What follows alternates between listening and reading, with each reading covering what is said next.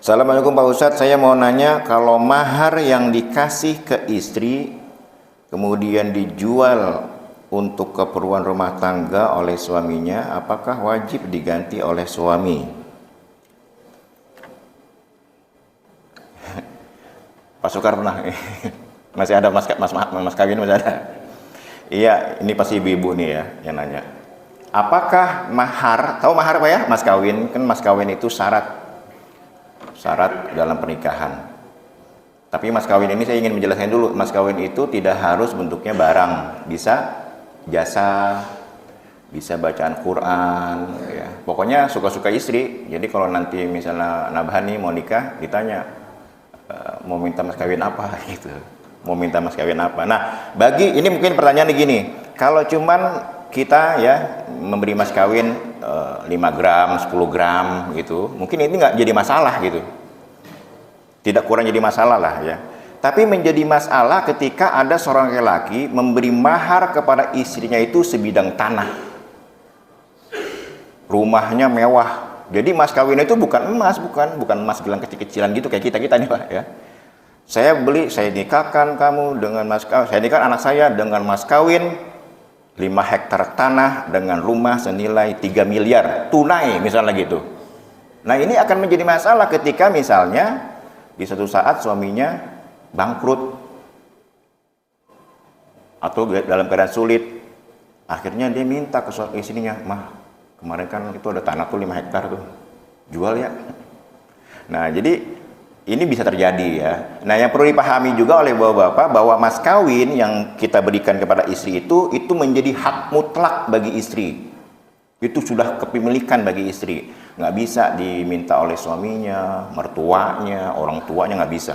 Jadi jangan mentang-mentang nanti ada seorang gadis, nak kemarin kan dapat mas kawin tuh dari suamimu sekian 1 kilogram gitu ya, bagi dong mama 5 gram aja gitu, itu nggak boleh ya.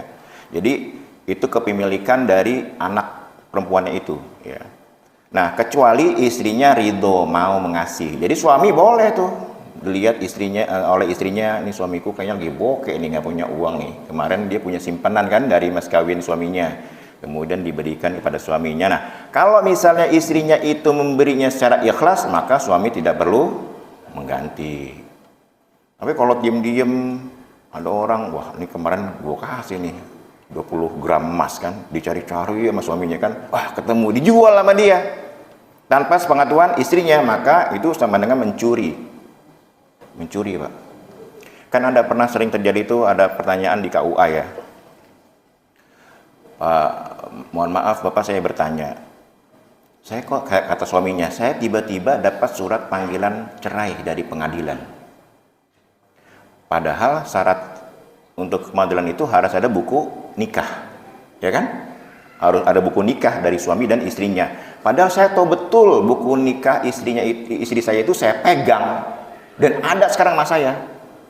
Kok bisa ya proses perceraian itu bisa sampai pengadilan? Ini berarti KUA-nya ini membuat duplikasi buku nikah. Nah buku nikah itu milik masing-masing. Yang satu milik suami, yang satu milik istri, nggak boleh dimiliki oleh salah satunya. Nah kemudian ditanyakan, kenapa kok bisa mengurus perceraian di pengadilan? Karena dalam peraturan Kementerian Agama itu, kalau surat nikah itu hilang atau rusak, maka orang itu bisa memohon duplikasi buku nikah.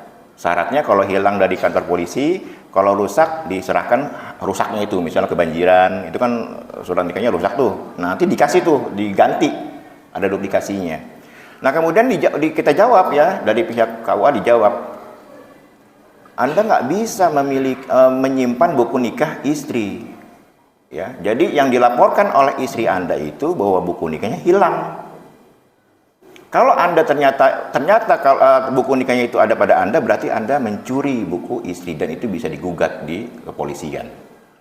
Ya, jadi buku nikah itu milik istri, nggak boleh bukan milik suami. Sama mahar pun milik istri. Jadi suami kalau ingin memakai mas kawinnya yang telah diberikan kepada istrinya itu, maka statusnya kalau dia ini minjem kecuali diberikan oleh istri secara sukarela. Nah istri yang baik itu kalau suaminya memang lagi sulit ya dikasih, jangan dihutang. Utang ya Pak ya, 5 gram nih, nanti ganti ya, gitu.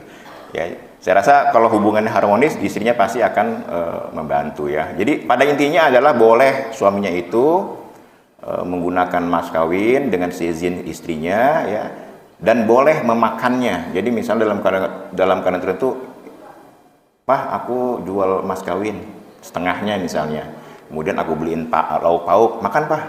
Berarti suami itu makan dari mas kawin istrinya, nggak apa-apa ya. Nanti dilihat dalam surat An-Nisa ayat 4 ya, di situ dijelaskan bahwa kalian boleh memakan hasil dari mas kawin yang telah diberikan secara ma'ruf gitu.